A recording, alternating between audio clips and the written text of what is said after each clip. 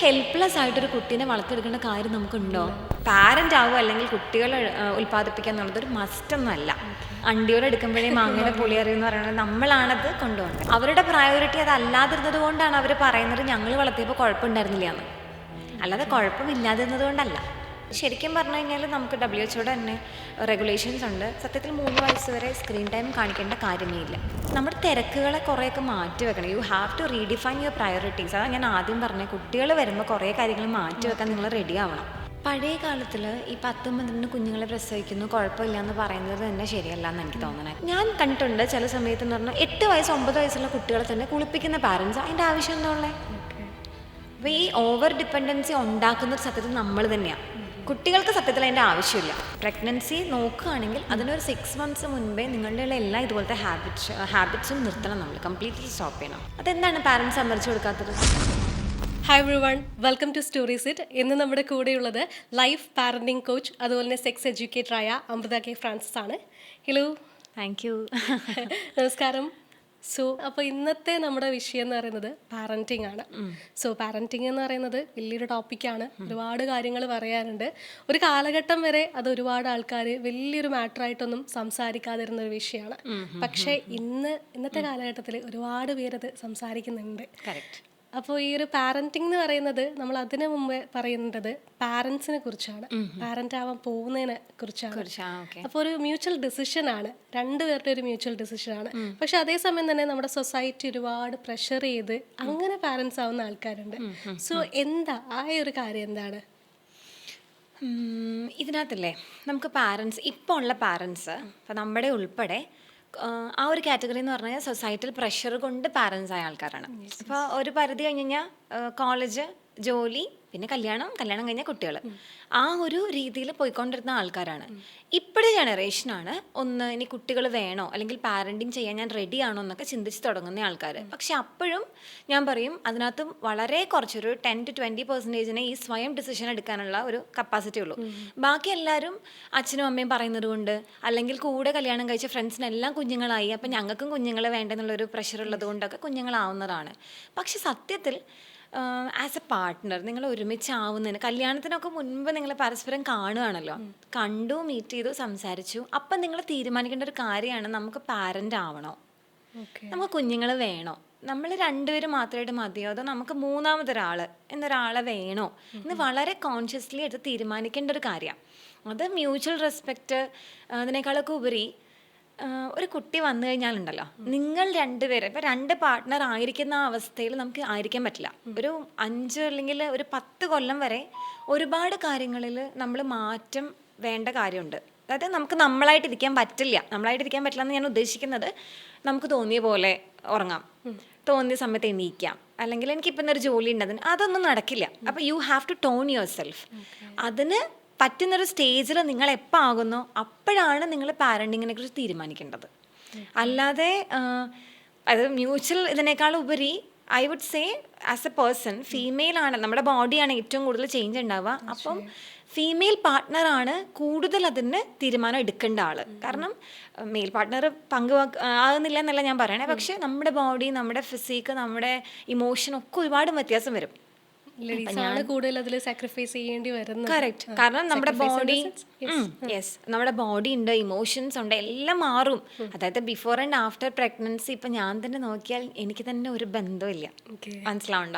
അപ്പം അങ്ങനെ അത്രത്തോളം നമുക്ക് ഡ്രാസ്റ്റിക് ചേഞ്ചസ് വരും. So it has to be your personal decision. ബാക്കി ആരെന്ത് പറഞ്ഞാലും അവരെല്ലാവരും ഇങ്ങനെ പറഞ്ഞിട്ട് പോവുള്ളൂ. ഈ അണ്ടിയോടെ എടുക്കുമ്പോഴേ മാങ്ങയുടെ പുളി അറിയുമെന്ന് പറയുന്നത് നമ്മളാണത് കൊണ്ടുപോകേണ്ടത്. So other than your partner, you ask yourself, നിങ്ങൾക്ക് കുഞ്ഞുങ്ങളെ വേണോ? അങ്ങനെയാണെങ്കിൽ മാത്രം ഈ പരിപാടിക്ക് ഇറങ്ങിയാൽ മതി. അതാണ് എനിക്ക് പറയാനുള്ളത്. തീർച്ചയായും. കാരണം നമുക്ക് ഒരുപാട് ഇതിലൂടെ പോവേണ്ടതുണ്ട്. കുഞ്ഞുങ്ങളുടെ ഓരോ വളർച്ചയിലും നമ്മൾ കൂടെ നിൽക്കേണ്ട ഒരു കാര്യം തന്നെയാണ്. അപ്പോൾ വലിയൊരു ഡിസിഷൻ മേക്കറായിട്ട് നമ്മൾ അവിടെ നിന്ന് ചെയ്യേണ്ടതാണ്. അപ്പോൾ ഈ ഒരു പാരൻറ്റിൻ്റെ ആവുന്നതിന് മുമ്പ് തന്നെ നമ്മളിപ്പം ഒരുപാട് ടെസ്റ്റ് എടുക്കുന്നുണ്ട്. ഇപ്പം പാരൻസ് ആവുന്നതിന് മുമ്പ് ടെസ്റ്റ് എടുക്കുന്നുണ്ട്, കല്യാണം കഴിയുന്നതിന് മുമ്പ് നമ്മൾ ടെസ്റ്റ് എടുക്കുന്നുണ്ട്, തെറാപ്പിക്ക് പോകുന്നുണ്ട്. പക്ഷേ ഈ നമ്മൾ നേരത്തെ പറഞ്ഞ പോലെ കുറച്ചൊരു ഒരു ട്രഡീഷണൽ കാലഘട്ടത്തിലേക്ക് പോവുകയാണെങ്കിൽ ഇതൊന്നും നമുക്കില്ല. വളരെ കൂളായിട്ട് നമ്മുടെ അമ്മൂമ്മമാരൊക്കെ ഒരു 10ഉം 12ഉം ഒക്കെ പ്രസവിച്ചിട്ട് വരികയാണ്. അപ്പോൾ ഭയങ്കര കൂളാണ്, അവിടെ ഒന്നും ഒരു ഇതില്ല. പക്ഷെ ഇന്ന് നമ്മൾ 1 2 കുട്ടികളെ വളർത്താൻ അതിനുവേണ്ടി തെറാപ്പി എടുക്കുന്നു, അതിനുവേണ്ടി നമ്മൾ മെഡിക്കൽ ടെസ്റ്റ് ചെയ്യുന്നു. സോ മാറിയ കാലഘട്ടത്തിൽ ഇത് എത്രത്തോളം നമുക്ക് പോസിറ്റീവായിട്ടാണ് വരുന്നത്? എന്താണ്, ഏത് രീതിയിലാണിത്? പഴയ കാലത്തിൽ ഈ 10 12 കുഞ്ഞുങ്ങളെ പ്രസവിക്കുന്നു കുഴപ്പമില്ല എന്ന് പറയുന്നത് തന്നെ ശരിയല്ല എന്ന് എനിക്ക് തോന്നണേ. കാരണം അവിടെ എന്ന് പറയുമ്പോൾ ഈ പറഞ്ഞ പോലെ കൂട്ടുകുടുംബമാണ്, ഒരാളല്ല, ഒത്തിരി പേരുണ്ട്. ഇപ്പം ജിംനയ്ക്ക് തന്നെ ആലോചിച്ച് നോക്കിയാൽ ചിലപ്പോൾ പാരൻസ് ഒക്കെ പറഞ്ഞു കേട്ടിട്ടുണ്ടാവും, ഒത്തിരി സിബ്ലിങ്സ് ഉണ്ടാകുമ്പോൾ മൂത്തയാളെ അമ്മയുടെയോ അച്ഛൻ്റെയോ അനിയൻ്റെയോ ഒക്കെ വീട്ടിൽ നിർത്തിയിട്ടായിരിക്കും വളർത്തുക. ഒത്തിരി മക്കളുള്ള സമയത്ത് നമ്മുടെ ഗ്രാൻഡ് പാരൻസ് ഒക്കെ പറഞ്ഞു കേട്ടിട്ടുണ്ടാവും, ഞങ്ങൾ ഇത്രയും വയസ്സ് വരെ അവിടെ നിന്നാണ് വളർന്നതെന്നൊക്കെ. ഇപ്പോഴത്തെ പാരൻസ് അങ്ങനെ ചെയ്യുന്നില്ല. ഇപ്പം എനിക്ക് 4 കുട്ടികളുണ്ടെങ്കിൽ ഞാൻ 2 മക്കളെ എൻ്റെ കസിൻ്റെ വീട്ടിൽ നിർത്തി പഠിപ്പിക്കാനൊന്നും ഞാൻ റെഡി ആയിരിക്കില്ലല്ലോ. അപ്പം ആ ഒരു കാലഘട്ടത്തിൻ്റെ ചേഞ്ച് ഉണ്ട്. രണ്ടാമത്തെന്ന് പറഞ്ഞു കഴിഞ്ഞാൽ ഫീമെയിൽ ആസ് എ പേഴ്സൺ കോൺട്രിബ്യൂട്ടേഴ്സും കൂടിയാണ്. ഇപ്പോൾ പണ്ട് മെൻ എന്ന് പറഞ്ഞൊരു ജെൻഡർ മാത്രം പോയി അധ്വാനിച്ച് ജോലി എടുത്തിട്ട് പൈസ വീട്ടിലേക്ക് കൊണ്ടുവരുമ്പോൾ ഇന്ന് നമ്മളും അതിന് കോൺട്രിബ്യൂട്ട് ചെയ്യുന്നുണ്ട്. അപ്പം ആ ഒരു സ്പേസും ഇല്ല പഴയ കാലത്തിൽ ആലോചിച്ച് നോക്കുമ്പോൾ. ഇപ്പോൾ അവിടെ എന്ന് പറഞ്ഞു കഴിഞ്ഞാൽ 2 പേര് മാത്രമല്ല ഉള്ളത്, ഒത്തിരി പേര് ഈ പാരൻറ്റിങ്ങിൽ ഇൻവോൾവ് ആണ്. ഇപ്പോൾ ചില കുടുംബങ്ങളെടുത്ത് നോക്കിക്കഴിഞ്ഞ് കഴിഞ്ഞാലുണ്ടല്ലോ, ഇപ്പം ഞാൻ ഇപ്പം എൻ്റെ ഒരു ഇതിനകത്ത് എൻ്റെ ഒരു ഏജിൽ ഗ്രൂപ്പിൽ ഇപ്പം ഞാനൊരു 35 ഒക്കെ ആയിട്ട് നിൽക്കുന്ന ഒരാളാകുമ്പോൾ എൻ്റെ വീട്ടിൽ തന്നെ ഒത്തിരി ഏജ്ഡ് ആയിട്ടുള്ള ആൻറ്റിമാരൊക്കെ ഉണ്ടാവും. എന്താണെന്ന് വെച്ചാൽ അച്ഛൻ്റെ തന്നെ അനിയത്തിമാരൊക്കെ ആയിരിക്കും അവർ, പക്ഷെ ഒരു കല്യാണപ്രായം ആവുന്നതേ ഉള്ളൂ എന്നുള്ള രീതിയിൽ. അപ്പം എന്താ സംഭവിക്കുകയെന്ന് വെച്ച് കഴിഞ്ഞാൽ ഇപ്പം എൻ്റെ അമ്മ പ്രസവിക്കുന്ന കുഞ്ഞുങ്ങളെ അവരൊക്കെ ആയിരിക്കും നോക്കുന്നത്. ഇപ്പം എൻ്റെ ഹസ്ബൻഡിൻ്റെ മമ്മി പറഞ്ഞു കേട്ടിട്ടുണ്ട്, മമ്മി ആ വീട്ടിലെ 12ാമത്തെ ആളാണ്. ഓക്കെ, അപ്പം എൻ്റെ ഹസ്ബൻഡിനെ നോക്കിയത് ഏറ്റവും മൂത്ത ചേച്ചിയുടെ മക്കളാണ്. അവർ ഏകദേശം സമപ്രായക്കാരായിട്ട് വരും. സമപ്രായക്കാരെന്ന് പറഞ്ഞു കഴിഞ്ഞാൽ എൻ്റെയൊക്കെ ഏജായിട്ട് വരും.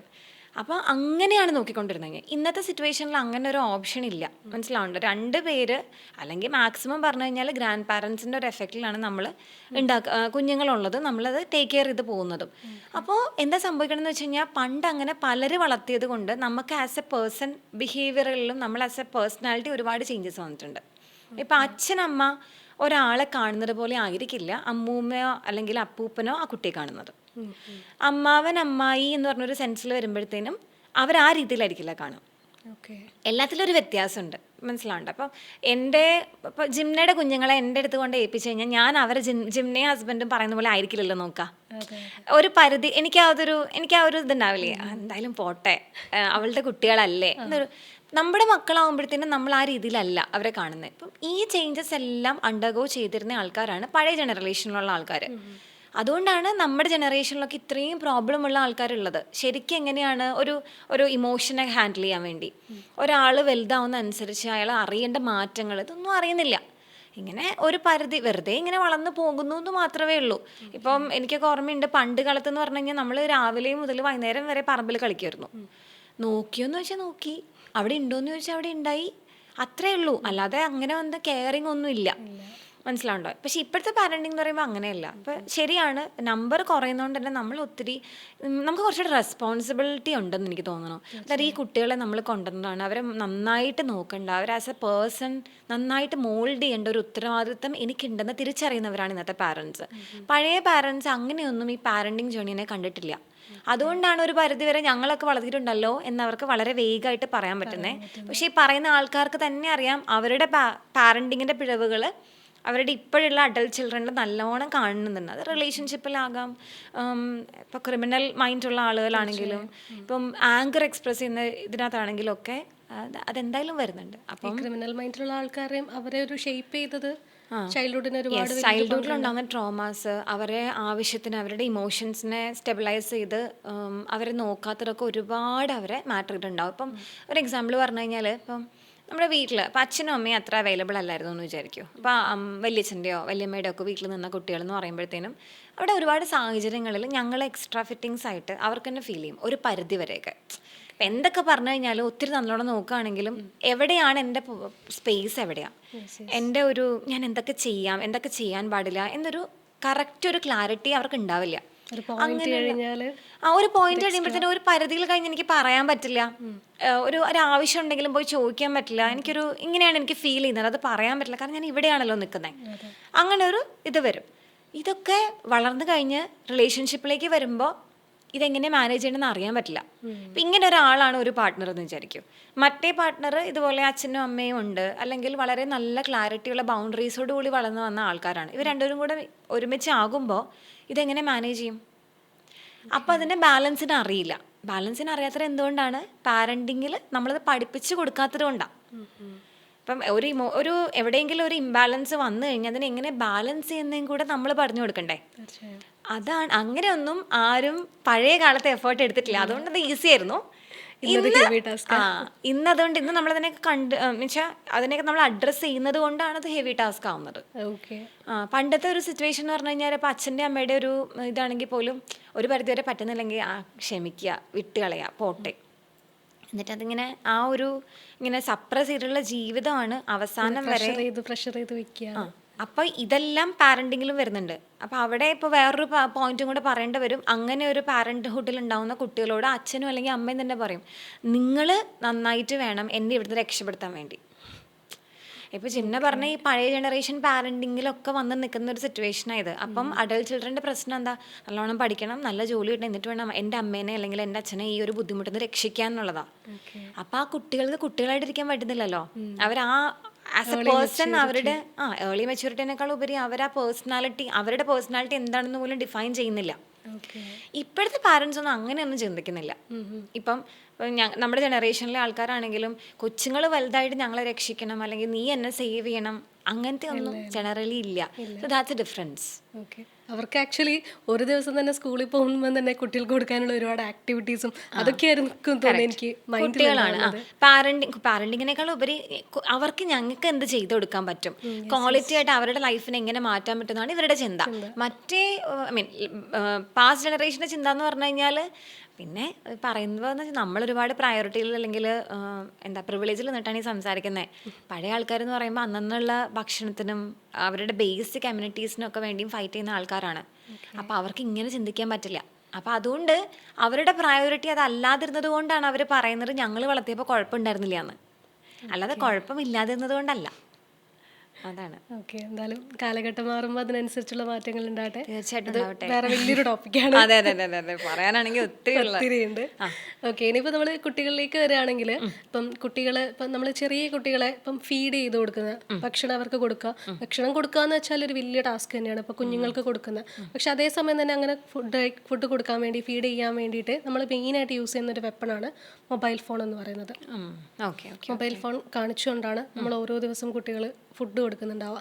അപ്പോൾ യൂഷ്വലി അവർ പിന്നെ ഇത് തന്നെ റിപ്പീറ്റ് ചെയ്തുകൊണ്ടിരിക്കുകയാണ്. അവർക്കൊന്ന് ഫുഡ് കഴിക്കണമെങ്കിൽ മൊബൈൽ ഫോൺ വേണം എന്നുള്ളൊരവസ്ഥയിലേക്ക്, ഒരു അഡിക്ഷനിലേക്ക് എത്തിക്കൊണ്ടിരിക്കുകയാണ്. അതുപോലെ തന്നെ കാർട്ടൂൺസ്, അങ്ങനെ ഒരുപാട് കാര്യങ്ങളുണ്ട്. അപ്പോൾ ഇത് നമ്മൾ ഏത് രീതിയിലായിരിക്കും ഇപ്പോൾ ഫുഡ് കഴിപ്പിക്കുന്നതാണെങ്കിലും ഫീഡ് ചെയ്യുന്നതും അതൊക്കെ നമ്മൾ ഏത് രീതിയിലായിരിക്കും കറക്റ്റ് ഒരു പ്രോപ്പർ വേയിൽ ചെയ്യേണ്ടത്? എത്ര നമ്മൾ ഫോൺ അവോയ്ഡ് ചെയ്യാന്ന് വെച്ചാലും എല്ലാവരും അവിടേക്കാണ് ഫൈനലി എത്തുന്നത്. ഞാൻ കാര്യം പറയട്ടെ, നമ്മുടെ ഈ ഒരു 2025 നമ്മൾ സംസാരിക്കുമ്പോഴേ സ്ക്രീൻസ് അല്ലെങ്കിൽ ഫോൺ ഡിജിറ്റൽ മീഡിയനെ വേണ്ടാന്ന് വെക്കണം എന്ന് നമുക്ക് പറയാൻ പറ്റില്ല. അതിനെ മാനേജ് ചെയ്യണം എന്ന് തന്നെയാണ് പറയാൻ പറ്റുള്ളൂ. പക്ഷേ ഫുഡ് എന്ന് പറയുമ്പോൾ ഈ ഫുഡ് അല്ലെങ്കിൽ ഈറ്റിംഗ് എന്നുള്ളത് ഇൻഡിപെൻഡൻറ്റ് ആക്ടിവിറ്റിയാണ്. ഇൻഡിപെൻഡൻറ്റ് ആക്ടിവിറ്റി എന്ന് പറഞ്ഞു കഴിഞ്ഞാൽ അതിൻ്റെ കൂടെ ക്ലബ്ബ് ചെയ്യാൻ പാടില്ലാത്ത ഒരു ആക്ടിവിറ്റിയാണ്. എന്താണെന്ന് വെച്ചാൽ നമ്മൾ ചൂ ചെയ്യുമ്പോൾ നമ്മുടെ കംപ്ലീറ്റ് സിസ്റ്റം പല രീതിയിൽ ഇൻവോൾവ് ആണ്. ഇപ്പം ഭക്ഷണം വായിലേക്ക് വരുന്നു, പല്ലുകൾ, സലൈവറി അമൈലേസ്, നമ്മുടെ മൗത്ത്, ടങ്ക്, ഇതെല്ലാം ജോയിൻ ചെയ്ത് പ്രവർത്തിച്ച് ഞാൻ എന്താ കഴിക്കുന്നത്, എങ്ങനെയാണ് ചവയ്ക്കുന്നത്, lot of senses is involve in this process. നമ്മൾ 6 മാസത്തിലാണ് ഈ പറയുന്നത്. ഇതിൻ്റെ ജിംനയുടെ first part of the question, എവിടെ നിന്നാണ് ഈ ഒരു ബാലൻസ് ഉണ്ടാവേണ്ടത്? അതെന്ന് പറയുന്നത് ഇപ്പോൾ ഉള്ള കാലഘട്ടത്തിൽ നമ്മൾ പറയുന്ന ബേബി ലെഡ് വീനിങ് എന്നുള്ള ഐഡിയ കൊണ്ടാണ്. അതായത് കുട്ടികൾ അവരുടെ ഇഷ്ടത്തിന് അവർക്ക് വേണ്ട പോലെ പതുക്കെ എടുത്ത് കഴിക്കട്ടെ, ഫോഴ്സ് ഫീഡിങ് വേണ്ട.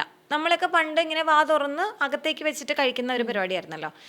ഇത് നല്ല കോൺസെപ്റ്റാണ്. പക്ഷെ ഇതെങ്ങനെയാണ് ചെയ്യേണ്ടതെന്നും കൂടെ പഠിച്ചിട്ട് വേണ്ടത് ചെയ്യാൻ വേണ്ടി പോകാൻ വേണ്ടിയിട്ട്. അതാണ് പ്രശ്നം.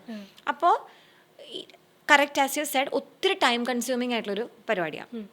ഇപ്പോൾ ജോലിക്ക് പോകേണ്ട ഒരു അമ്മയ്ക്ക് അല്ലെങ്കിൽ ജോലിക്ക് പോകേണ്ട ഒരു അച്ഛന് രാവിലെയും ഉച്ചയ്ക്കും വൈകുന്നേരം ഇപ്പം നമ്മൾ സോളിഡ് കൊടുത്തു തുടങ്ങുമ്പോൾ ഒരു 1 at a ടൈം ഒരു മീലായിട്ട് അല്ലെങ്കിൽ 2 മീൽ പിന്നെ 3 9 മാസമൊക്കെ ആകുമ്പോഴാണ് ഫിംഗർ ഫുഡ്സിലേക്ക് വരാം.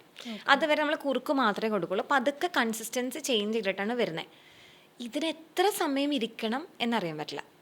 മനസ്സിലാവുണ്ടോ?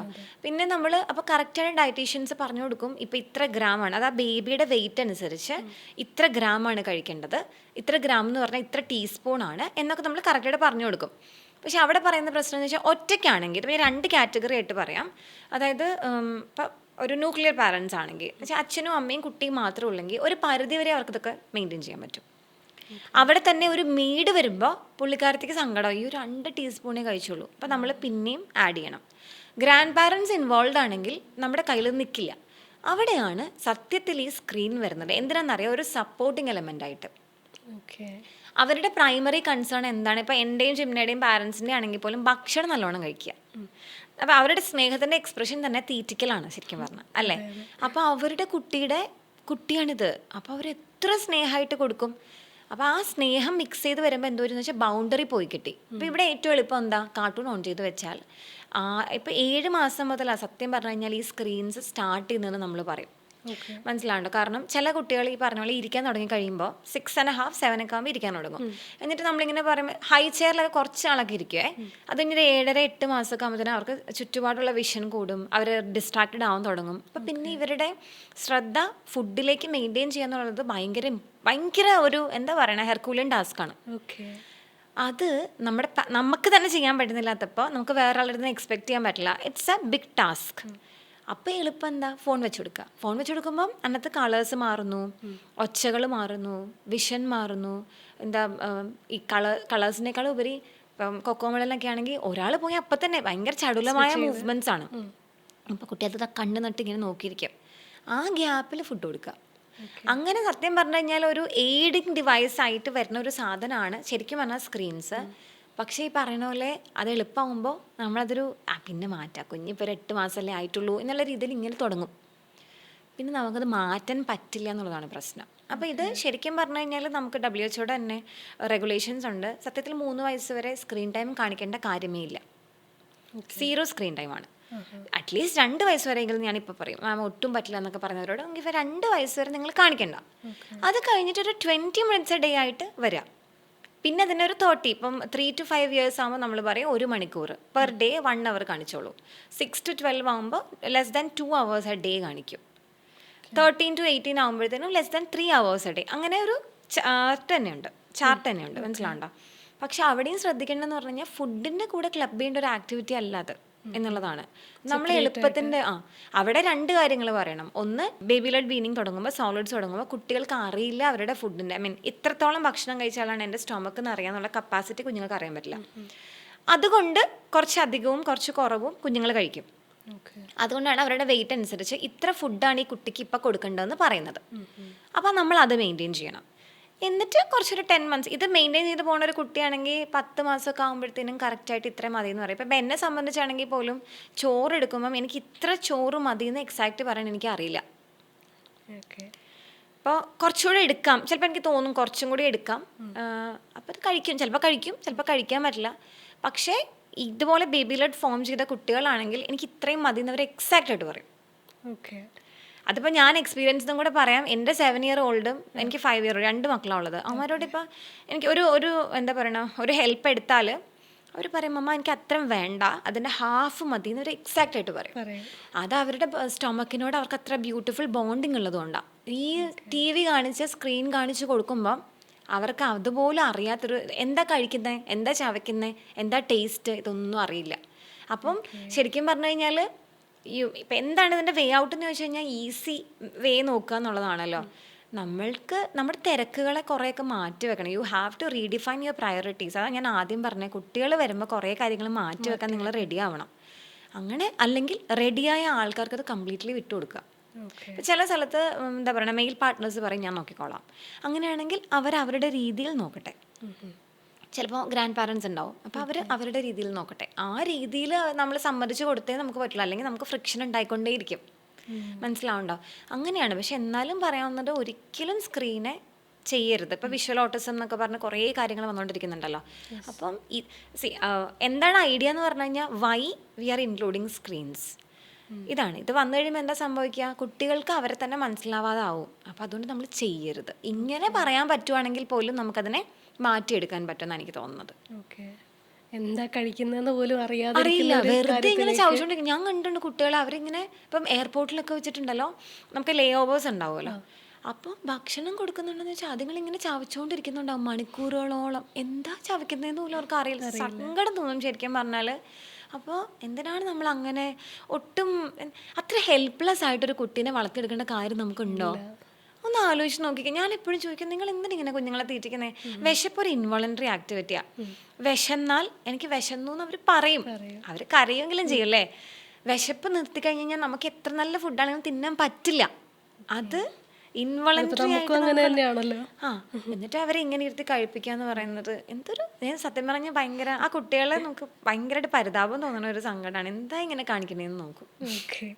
ഇപ്പം ഈ കുഞ്ഞു കുട്ടികളുണ്ടാവല്ലോ, മുലയൂട്ടുന്ന ചെറിയ കുട്ടികളുണ്ടാവല്ലോ, ഇപ്പം അവരുടെ കാര്യത്തിലേക്ക് വരികയാണെങ്കിൽ ഇപ്പം നമ്മുടെ അമ്മമാരുടെ ഒരു ഹെൽത്ത്, അതുപോലെ തന്നെ അവരുടെ എന്തൊക്കെയാ ഡയറ്ററി ആയാലും, ഇപ്പം ആൽക്കഹോളൊക്കെ യൂസ് ചെയ്യുന്ന ആൾക്കാരൊക്കെ ഉണ്ടാവുമല്ലോ, അപ്പം അതൊക്കെ യൂസ് ചെയ്യുമ്പോൾ അവർക്ക് ശരിക്കും ഈ ഒരു ഫീഡ് ചെയ്യുന്ന ടൈമിൽ നല്ല രീതിയിൽ അത് എഫക്റ്റ് ആവുന്നുണ്ട്. തീർച്ചയായിട്ടും. അതുകൊണ്ട് നമ്മൾ പറയാറുണ്ട്, അതായത് ബ്രസ്റ്റ് ഫീഡിങ്ങിന്റെ സമയത്ത് നിങ്ങൾ ആൽക്കഹോൾ ആയാലും ഡ്രഗ്സ് ആണെങ്കിലും ഒന്നും എടുക്കരുതെന്ന് സ്ട്രിക്റ്റ് ആയിട്ട് പറയാറുണ്ട്.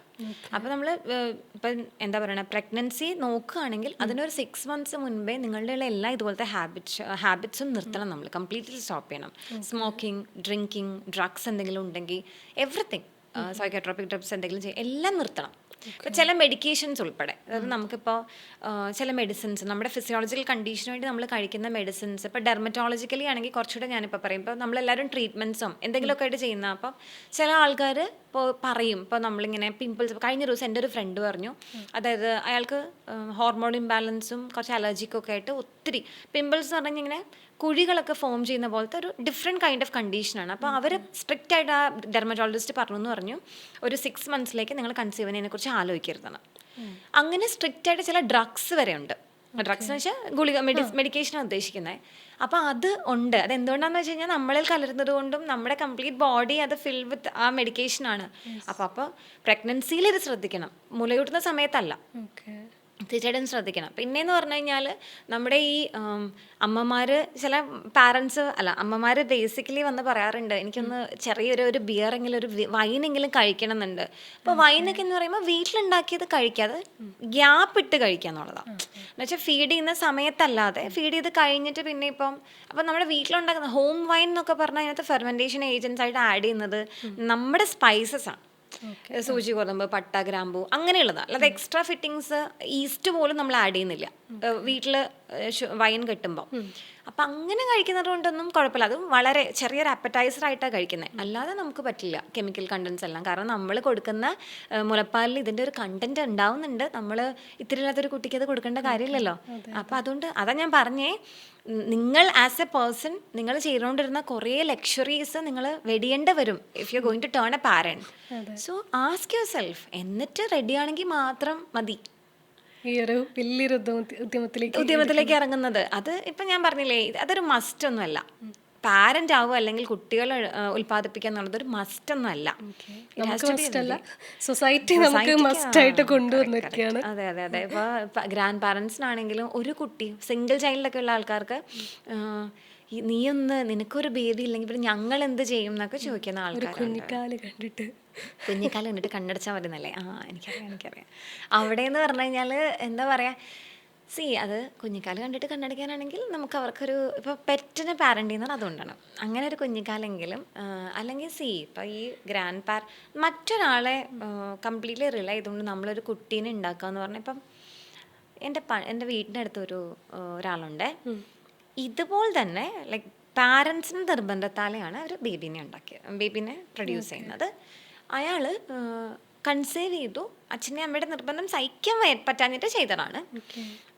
അയാൾ ബേബി ഉണ്ടായി, എന്നിട്ട് വന്നു, ഇവിടെ ഇല്ല, എബ്രോഡാണ്, എവിടെയാണെന്ന് പറയുന്നില്ല.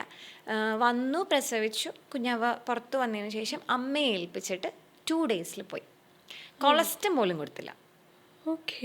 എന്താ കാരണം എന്ന് വെച്ച് കഴിഞ്ഞാൽ നമ്മൾ ഫീഡ് ചെയ്യാൻ തുടങ്ങി കഴിഞ്ഞ് കഴിഞ്ഞാൽ ഡിമാൻഡ് ആൻഡ് സപ്ലൈ ആണ്. കുഞ്ഞ് സക്ക് ചെയ്ത് കഴിഞ്ഞാൽ പിന്നെ ബ്രസ്റ്റ് ഉൽപ്പാദിപ്പിച്ചുകൊണ്ടിരിക്കും.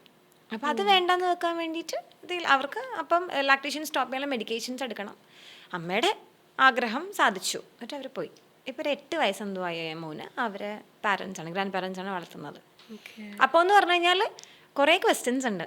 ഈ കുട്ടി എന്ന് പറഞ്ഞ ആള് അവരുടെ അയാൾക്ക് ബേസിക്കലി കിട്ടേണ്ട ഒരു പാരന്റിങ്, അത് അവിടെ സൊസൈറ്റിയും ഇൻക്ലൂഡ് ആവും. എന്തിനാ ഇങ്ങനെ ചെയ്യുന്നത്, എന്തിനാ നിങ്ങൾക്ക് പറ്റില്ലെങ്കിൽ ഇപ്പൊ ഞാൻ ചോദിച്ച ക്വസ്റ്റ്യൻസ് ഒക്കെ സമൂഹം അവരോട് ചോദിക്കും. എന്നാൽ ഇവിടെ നിർത്തി ഈ ഗ്രാൻഡ് പാരൻസിന്റെ കൂടെ ആ സ്ട്രഗിൾസ് ചെയ്യുകയാണെങ്കിൽ ഈ ക്വസ്റ്റ്യൻസ് ഒന്നും സമൂഹം ചോദിക്കില്ല. മനസ്സിലാവുണ്ടോ? അതിലാണ് ഈ പറയുന്ന ഇംബാലൻസ് അല്ലെങ്കിൽ അട്രോസിറ്റീസ് എന്ന് ഞാൻ പറയും അതുള്ളത്. അപ്പം ഞാൻ പറഞ്ഞ എന്നോട് പറഞ്ഞതെന്ന് വെച്ചാൽ എൻ്റെ ഫ്രണ്ട് എന്നോട് പറഞ്ഞത്, അമ്മു നീ മനസ്സിലാക്കേണ്ട ഒരു കാര്യം, എൻ്റെ അമ്മയ്ക്ക് അതൊരു ഭയങ്കര ഡിമാൻഡാണ്. അമ്മയുടെ ഡിമാൻഡ് കാരണം ഞാനും എൻ്റെ പാർട്ട്ണർ തമ്മിലുള്ള ലൈഫ് നന്നായിട്ട് പോകുന്നില്ല. We are fighting every day. അതിനേക്കാളും നല്ലത് ഞാനിത് ചെയ്ത് കൊടുത്തതാ. അമ്മയ്ക്ക് എന്നെ നോക്കാൻ പറ്റിയിട്ടില്ല. അതാണ് ആൻറ്റി എന്ന് പറയുന്നത് ജോലി ഉണ്ടായിരുന്ന ഒരാളാണ്. അപ്പോൾ അവർക്ക് അവരുടെ മോളെ നോക്കാൻ പറ്റില്ല, മെയ്ഡിനെ വെച്ചിട്ടാണ് അവർ നോക്കിയിട്ടുള്ളത്. അപ്പം ഇനി നോക്കണം. അപ്പം എൻ്റെ ഫ്രണ്ട് എന്നോട് പറഞ്ഞതെന്ന് വെച്ചാൽ അവർ നോക്കട്ടെടാ, കുറേ കാലം കഴിയുമ്പോഴത്തേനും അവർക്ക് സിക്കാവും, അവരില്ലാവും, ആ സമയത്ത് ഞാൻ എന്തെങ്കിലും ചെയ്യാം. അപ്പോൾ she is more focused at the career and ഈ റിലേഷൻഷിപ്പിലൊക്കെ കേട്ടോ. അപ്പോൾ പുള്ളിക്കാരത്തി, അപ്പം ഞാൻ വിചാരിക്കുന്നത് at least she has a clarity and she is not affected emotionally അല്ലെങ്കിൽ മെൻ്റലി. മനസ്സിലാവുണ്ടോ? ഇവിടെ ഇപ്പം ഞാൻ പറഞ്ഞ കേസിൽ എന്ന് വെച്ച് കഴിഞ്ഞാൽ പുള്ളിക്കാരത്തിക്ക് ക്ലാരിറ്റി ഉണ്ട്, എനിക്ക് ഇതാണ് ചെയ്യേണ്ടത്. ഇത്ര സമയം കഴിയുമ്പോൾ എൻ്റെ അമ്മയ്ക്ക് വയ്യാണ്ടാവും. അപ്പോൾ സിക്കാവുക എന്ന് പറഞ്ഞു കഴിഞ്ഞാൽ അവർക്ക് അപ്പോഴേക്കും എൻ്റെ മോന് ഓൾറെഡി 8 years ആയി. ഇപ്പം ഇതുവരെ അവർക്ക് കുഴപ്പമൊന്നുമില്ല എന്ന് പറയുമ്പോൾ ടീനേജിലായ ഒരു മോനല്ലേ, അവനെ കൊണ്ടുപോകുന്നത് കുറച്ചുകൂടി ഈസി ആയിട്ടാണ് എൻ്റെ ഫ്രണ്ട് കണക്കാക്കുന്നത്. അല്ല, അങ്ങനെ ഒരു ബാലൻസ് ഉണ്ടെങ്കിലും കുഴപ്പമില്ല. പക്ഷെ പിന്നീട് അങ്ങനെ ഒരു ഇമോഷണൽ കണക്ഷൻ ഉണ്ടാവുമെന്നുള്ളത് അത് ഒരു വലിയ ക്വസ്റ്റ്യനാണ്. ഹൗ ഡു യു ഇപ്പോൾ ഈ ടീനേജർ ആയിട്ടുള്ള ഒരാൾ, പെട്ടെന്ന് ടീനേജർ ആയിട്ടുള്ള ജിംനയ്ക്ക് ഒരച്ഛനും അമ്മയും കിട്ടുകയാണെങ്കിൽ ജിംനയ്ക്ക് എങ്ങനെ അത് അക്സെപ്റ്റ് ചെയ്യാൻ പറ്റും എന്നുള്ളത് ജിംനെ അനുസരിച്ചിരിക്കും അല്ലേ? അതുപോലെയുള്ളൂ. അപ്പോൾ ഡോണ്ട് എക്സ്പെക്ട് ടു മച്ച്. ഞാൻ നിൻ്റെ അമ്മയാണ്, നീ എന്നെ ഇങ്ങനെ കാണണം, അങ്ങനെയുള്ള കാര്യങ്ങളൊന്നും. പിന്നെ അത് പക്ഷേ ജനറലി ഇപ്പോൾ ജെൻസി എടുത്തു കഴിഞ്ഞാലും ആൽഫ എടുത്താലും അവർക്കൊന്നും അങ്ങനെ ഒരു അത്രയും വലിയൊരു അറ്റാച്ച്മെൻ്റ് ഒക്കെ ഉണ്ടാവും എന്നുള്ളത് നോക്കിയിരുന്ന് കാണേണ്ട കാര്യങ്ങളാണ്. 2025 ബീറ്റയാണ്. പക്ഷെ എന്നാലും ഇപ്പം നമ്മൾ ഇപ്പം ചില വീഡിയോസിലും ഫിലിംസിലും ഒക്കെ കാണുന്നതാണ്, ഇപ്പം കുട്ടികളുടെ അവരുടെ ഫ്രണ്ട്സിന്റെ പാരന്റ്സ് പാരന്റ്സ് മീറ്റിങ്ങിന് വരുന്നു, എൻ്റെ വരുന്നില്ല. അതെ അതെ അതെ അതെ, അങ്ങനെയുള്ള സംഭവങ്ങൾ ഫെസ്റ്റിവൽസിന് വരുന്നു, യൂത്ത് ഫെസ്റ്റിവൽസിന് വരുന്നു. ഇതിപ്പം ഒരു പരിധിയിൽ കൂടുതലുണ്ടല്ലോ, അങ്ങനെയൊന്നും ഇപ്പം ഇല്ല. എന്താ വെച്ചാൽ ഇപ്പം നമ്മുടെ കരിക്കുലം അല്ലെങ്കിൽ നമ്മൾ പഠിക്കുന്ന രീതിയൊക്കെ മാറി. ഇനി ഇപ്പോഴൊക്കെ ഉണ്ട് കേട്ടോ ഈ പാരന്റ്സ് മീറ്റിംഗ്. ഒരു 5 കൊല്ലം അല്ലെങ്കിൽ 10 കൊല്ലം കഴിയുമ്പോൾ പാരൻസ് മീറ്റിംഗ് ഉണ്ടാവുമോ, അതെല്ലാം ഓൺലൈൻ ആവുമോ എന്നുള്ളത് നമ്മൾ നോക്കി കാണേണ്ട കാര്യമാണ്. മനസ്സിലാവുണ്ടോ? അപ്പോൾ അതൊക്കെയും ഈ പറയുന്ന പോലെ ക്വസ്റ്റ്യൻ വരുന്ന സാധനങ്ങളാണ്. ഇപ്പം IB സിലബസ് ഒക്കെ പഠിക്കുന്നവർക്ക് അങ്ങനെ ഒരു പാരൻസ് മീറ്റിംഗ് ആയിട്ടൊന്നുമില്ല. അവർക്ക് ഗാലറി വാക്കൊക്കെ പോലെ അങ്ങനെ ഡിഫറെൻറ്റ് സെറ്റപ്പാണ്. എന്ന് പറഞ്ഞാൽ നമ്മൾ ഒരു പ്രോഗ്രസ് കാർഡ് ഉണ്ടാക്കി അതിൻ്റെ മാർക്ക് നോക്കാൻ പോവല്ല, നമ്മൾ പാരൻസ് വെറുതെ വിസിറ്റ് ചെയ്യാൻ വേണ്ടി ചെല്ലുകയാണ് അവിടെ. അപ്പോൾ അവർ പഠിച്ച കാര്യങ്ങൾ കളികളിലൂടെയും ചില ടാസ്കുകളിലൂടെയൊക്കെ കുട്ടികൾ നമ്മുടെ മുൻപിൽ, ദാറ്റ് ഇസ് ദെയർ എക്സാം.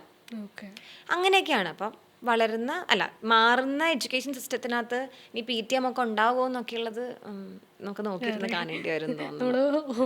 ഓരോതിന്റെ എൻഡിൽ ഓരോരോ തുമ്പുണ്ട്, ഓരോരോ ക്വസ്റ്റ്യൻസ് ഇങ്ങനെ ബാക്കി നിൽക്കുകയാണ്. അങ്ങനെയാണ്. അതുകൊണ്ട് ഇപ്പം ഈ പറഞ്ഞ പോലെ പിന്നെ ഈ കുട്ടികളും ഇപ്പം ഞാൻ ടീനേജിലാണെങ്കിൽ കോളേജിലൊക്കെ നമ്മുടെ ഏജിലുള്ള കുട്ടികൾ ഇപ്പം ഒരു 25 to 35 അന്ന് ഇന്നത്തെ 35 എന്ന് പറയുന്നത് അന്നത്തെ സ്റ്റുഡൻസ് അവർ ആഗ്രഹിച്ചിട്ടുണ്ടാവും എൻ്റെ അച്ഛൻ അല്ലെങ്കിൽ അമ്മയൊന്നും വന്നിട്ടുണ്ടായിരുന്നു. ഇപ്പോഴത്തെ കുട്ടികൾ എത്ര പേര് അങ്ങനെയൊക്കെ ആലോചിക്കുന്നുണ്ടെന്നുള്ളതും ഉണ്ട്. ഇപ്പം കാരണം ടീനേജേഴ്സിനോടൊക്കെ സംസാരിക്കുമ്പോൾ മാം ഈ അമ്മയോടൊന്ന് പറയാമോ എൻ്റെ പുറകെ ഈ നടത്തുന്നത് നിർത്താൻ, അങ്ങനെ ചോദിക്കുന്ന ഒത്തിരി കുട്ടികളുണ്ട്. മാം അമ്മയ്ക്ക് അമ്മയുടെ ജോലിയില്ലേ, എന്തിനാണ് എൻ്റെ പുറകെ ഇങ്ങനെ നടക്കുന്നത് എന്നൊക്കെ ചോദിക്കുന്ന കുട്ടികളുണ്ട്. അവിടെ എന്ന് പറഞ്ഞു കഴിഞ്ഞാൽ ഈ പാരൻസ് സ്ട്രിക്റ്റ് ആയിട്ടുള്ള ബൗണ്ടറി മെയിൻറ്റെയിൻ ചെയ്യാത്തതുകൊണ്ടാണ്. ഇപ്പോൾ കുട്ടി എന്ന് പറഞ്ഞാലും അതൊരു ഇൻഡിവിജ്വൽ ആണെന്നും അതിൻ്റെ പേഴ്സണൽ സ്പേസ് ഉണ്ടെന്നും മനസ്സിലാക്കാതെ നമ്മൾ അവിടെ കൈ കയറുമ്പോൾ കുട്ടികൾക്ക് ആ കണക്ഷൻ ഇല്ലാണ്ടാവും. അപ്പം that depends upon every child and the parent relationship. അപ്പം ഇപ്പോൾ വളരെ പേഴ്സണലി എനിക്ക് അറിയാവുന്ന ആൾക്കാർ, ഇപ്പം ഞാൻ തന്നെ സംശയിച്ച് ചോദിച്ചിട്ടുണ്ട്.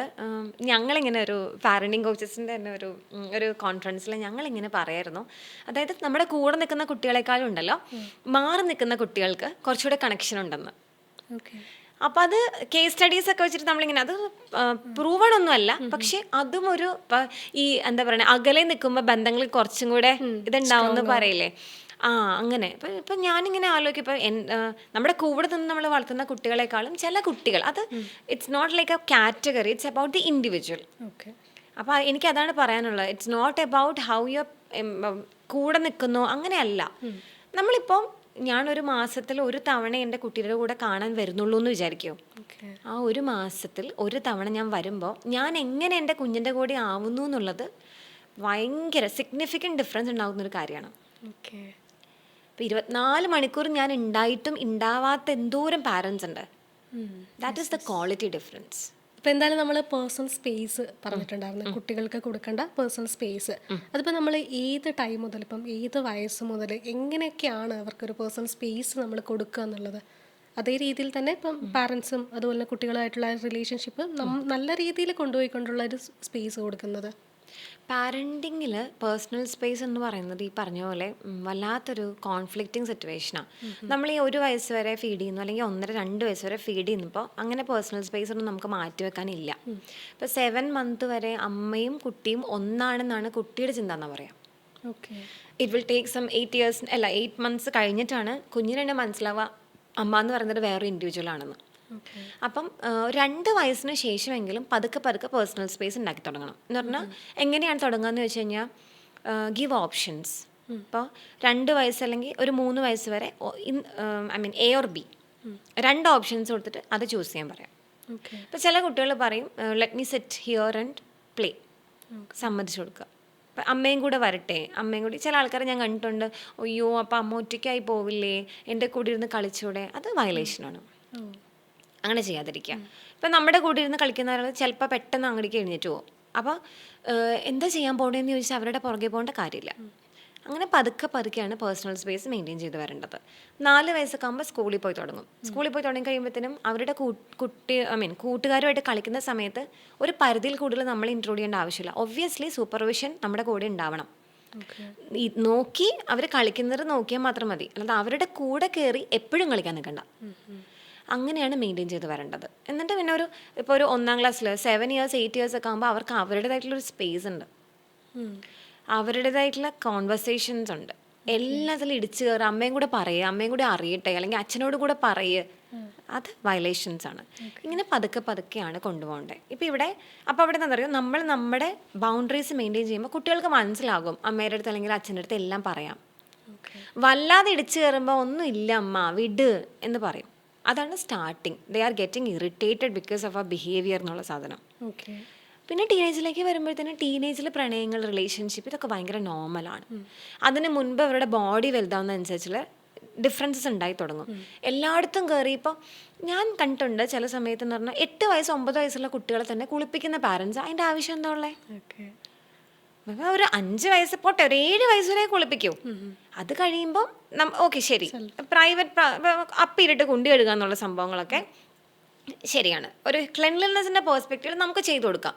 അല്ലാതെ നമ്മൾ അവിടെ ഇടിച്ചു കയറേണ്ട കാര്യമുണ്ടോ? ഇപ്പോൾ 10 വയസ്സ് 11 വയസ്സുള്ള കുട്ടികളെയൊക്കെ നമ്മൾ കയറി കുളിപ്പിക്കുക എന്ന് പറയുന്നത് അതിൻ്റെ ആവശ്യമില്ലല്ലോ. അവരായിട്ട് കാണുകയും അതിന് മുൻപ് തന്നെ അവരുടെ ബോഡിയാണ്, അവർ കുളിക്കാനും അവരുടെ കാര്യങ്ങളെല്ലാം ചെയ്യാൻ നമ്മൾ പ്രാപ്തരാക്കണ്ടേ. ഇങ്ങനെയാണ് പേഴ്സണൽ സ്പേസ് മെയിൻറ്റെയിൻ ചെയ്യേണ്ടത്. ഇങ്ങനെ മെയിൻറ്റെയിൻ ചെയ്യുമ്പോൾ you have to always give reassurance. ഇപ്പോൾ ഒരു 8 വയസ്സുള്ള മോനാണെങ്കിലും മക്കൾ കുളിച്ചോ, അമ്മ ശ്രദ്ധിച്ചോളാം, റെഡി, അമ്മ പറഞ്ഞു തരാം, എന്നിട്ട് നമുക്ക് ചെയ്യാം. ഇപ്പം ഞാൻ അമ്മ എന്ന് പറയുന്നത് ജനറലി ഇതെല്ലാം ചെയ്യുന്നത് അമ്മയായതുകൊണ്ടാണ്. മനസ്സിലാവും. ഇപ്പോൾ ബ്രഷിങ് ആണെങ്കിലും ഇപ്പോൾ 6-ാം ക്ലാസ്സിലാണെങ്കിൽ 7-ാം ക്ലാസ്സിൽ പഠിക്കുന്ന കുട്ടിയോട് പോലും ഫൗൾ സ്മെല്ല് വരുന്നുണ്ട്, ഞാൻ ബ്രഷ് ചെയ്യിപ്പിക്കട്ടെ എന്ന് പറയുന്ന പാരൻസിനെ ഞാൻ കണ്ടിട്ടുണ്ട്. അപ്പോൾ ചില ആൾക്കാർ പറയും മാം ഒന്ന് ഇവന് പറഞ്ഞു കൊടുക്കും നന്നായിട്ട് ബ്രഷ് ചെയ്യണം. അത് ഞാൻ പറഞ്ഞു കൊടുക്കേണ്ട കാര്യമല്ല. നിങ്ങൾ ചെറുതിലേ മുതൽ ചെയ്ത് വൈ ദിസ് ഈസ് ഹാപ്പനിങ് എന്ന് പറയുന്ന പ്രാക്ടീസ് ചെയ്യാനുള്ള അവസരം കൊടുക്കുന്നില്ല എന്നുള്ളതുകൊണ്ടാണ്. ഒറ്റയടിക്കിനും പോയി ഫുൾ സ്റ്റോപ്പ് ഇട്ടുള്ളത് നിർത്തിക്കഴിഞ്ഞാൽ പറ്റില്ല. ഇങ്ങനെയാണ് സ്പേസ് മെയിൻറ്റെയിൻ ചെയ്യേണ്ടത്.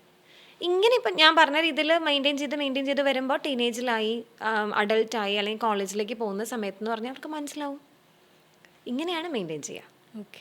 അപ്പോൾ റെസ്പെക്റ്റും കിട്ടും. ഞാൻ ഇതിന് മുൻപ് പറഞ്ഞിട്ടുണ്ട് 1.5 വയസ്സെങ്കിലും ആകുമ്പോൾ കുട്ടികളെ നമ്മുടെ അടുത്തുനിന്ന് മാറിക്കിടത്തണം. അപ്പോൾ അവർക്ക് മനസ്സിലായി ഇതാ എൻ്റെ റൂമാണ്, എൻ്റെ ബെഡാണ്, എൻ്റെ പേഴ്സണൽ സ്പേസ് ആണ്, എൻ്റെ ടോയ്സ് ആണ്. That's how they start to define their boundaries.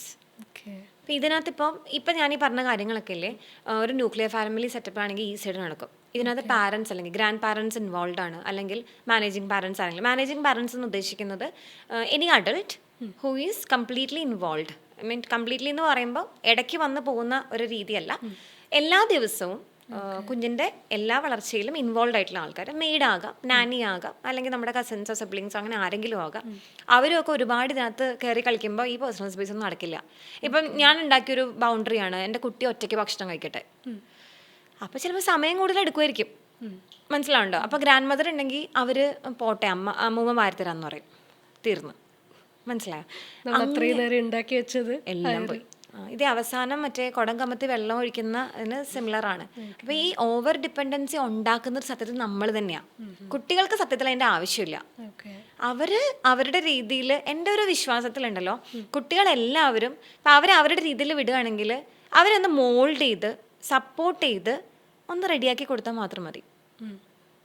ഇപ്പം ഈ പോട്ടറി ചെയ്യണ കണ്ടിട്ടുണ്ടോ? ഈ മൺകൂടം അതിനെ എടുത്തിട്ട് ഇങ്ങനെ കറക്കിക്കൊണ്ടിരിക്കുമ്പോൾ ജസ്റ്റ് നമ്മൾ മുറുക്കിയാൽ അത് ഉടഞ്ഞു പോകും.